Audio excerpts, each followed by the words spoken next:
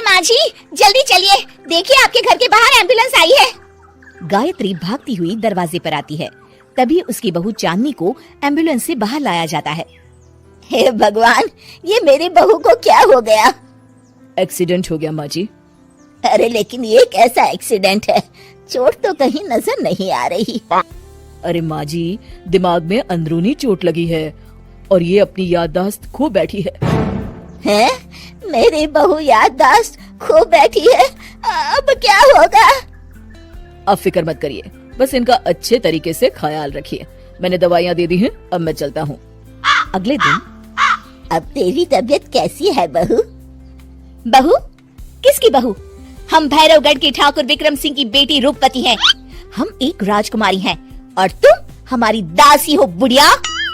अरे बेटा विशाल, बहू कैसी बहकी बातें कर रही है। अरे कुछ मत पूछो माँ, रात को मुझसे अपने पैर दबा रही थी। सर पर चोट लगने की वजह से इसका दिमाग पूरी तरह खराब हो गया है और ये अपने आप को राजकुमारी समझ रही है। तभी वहाँ चांदनी आ जाती है। तुम दोनों यहाँ क्या खुसुर फुसुर कर रहे हो? कहीं तुम दोनों मिलकर हमारे खिलाफ कोई षड्यंत्र तो नहीं रच रहे हो? हम तुम्हारा सर तलवार से उड़वा देंगे, समझे? अरे नहीं नहीं राजकुमारी जी, हम तो आपके सेवक हैं। भला हमारी इतनी हिम्मत? कहिए, आपने यहाँ हॉल में आने का कष्ट कैसे किया? हमें बहुत भूख लगी है। ए दासी, जल्दी से हमारे लिए भोजन का प्रबंध करो। आज हम शाही कबाब खाएंगे। विशाल अपनी माँ को चांदनी की बात मानने के लिए इशारा करता है। ठीक है राजकुमारी जी, मैं अभी आपके लिए भोजन लेकर आती हूँ। इस तरह विशाल और उसकी माँ ना चाहते हुए भी चांदनी की जी हजूरी में लगे रहते हैं। लाओ माँ, जल्दी से मेरा टिफिन दो, मुझे देर हो रही है। अरे ठहर जा, जरा दम तो लेने दे मुझे। सारे घर का काम मुझे अकेली को करना पड़ता है। तेरी बीवी तो राजकुमारी बनी बैठी है, सारा दिन हुक्म चलाती रहती है। अरे माँ, मेरा भी तो यही हाल है। फिलहाल तुम मेरा टिफिन दे दो, मैं चला। रुको, कहाँ जा रहे हो? अरे मर गया रे, ये कहाँ से आ धमकी? आज हमारा जुहू चौपाटी घूमने का मूड है और हमें अपने लिए नई साड़ियाँ भी खरीदनी है। चलो जल्दी से अपना वाहन निकालो और हमें ले चलो। अरे अब तो मैं गया काम से। अगर आज मैं वक्त पे ऑफिस नहीं पहुँचा तो मेरा बॉस मुझे नौकरी से निकाल देगा। मरता क्या न करता। आखिरकार विशाल चांदनी को घुमाने ले जाता है और चांदनी अपने लिए ढेर सारी शॉपिंग भी करती है। ए दासी, टीवी पर कपिल शर्मा के आने का समय हो गया है, जल्दी से टीवी शुरू करो। अरे वाह, कपिल शर्मा तुझे याद है, बाकी कुछ याद नहीं। बहू तू तो बड़ी चालू लगती है, अपने फायदे की हर चीज तुझे याद रहती है। मैं तो तेरी इस अजीब बीमारी से परेशान हो गई हूँ। अगले दिन, अरे डॉक्टर साहब, आप इतने दिन से मेरी बहू का इलाज कर रहे हैं, लेकिन उसकी बीमारी तो सुधरने के बजाय और बढ़ती जा रही है।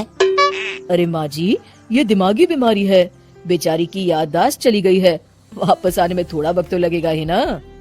गायत्री डॉक्टर से बात कर ही रही होती है कि तभी उसकी पुरानी सहेली शीला वहाँ आ जाती है। शीला को देख अचानक डॉक्टर घबरा जाते हैं।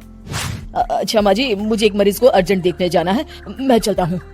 ये कौन था? अरे अब क्या बताऊं शीला, एक एक्सीडेंट में मेरी बहू की याददाश्त चली गई है।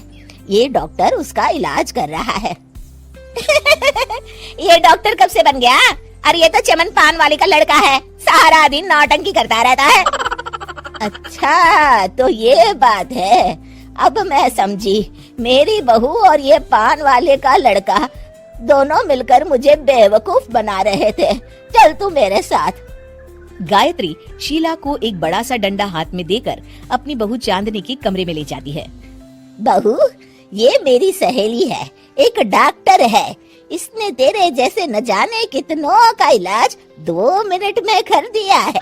इसका कहना है कि सर पर जहाँ चोट लगी हो, अगर उसी जगह दोबारा किसी बड़े डंडे से जोर से मारा जाए तो मरीज की याददाश्त वापस आ जाती है। देख, हम डंडा भी लाए हैं। अपनी सास की बातें सुनकर और हाथ में बड़ा डंडा देख चांदनी घबरा जाती है। अरे बाप रे, मैं तो फंस गई। इस डंडे की एक बार की वार से ही मैं तो चारों खाने चित हो जाऊंगी। अब क्या करूं, क्या करूं, क्या करूं?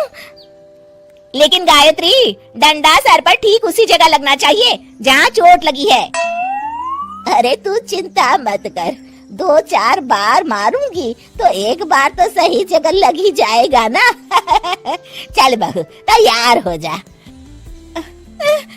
अरे नहीं नहीं माँ जी, मुझे मत मारिए। दरअसल घर के काम करने से बचने के लिए मैंने ये सब नाटक किया था। मुझे माफ कर दीजिए, मैं कान पकड़ती हूँ, दोबारा ऐसी गलती कभी नहीं करूंगी। क्यों दोस्तों, कहानी कैसी लगी हमें जरूर बताइएगा।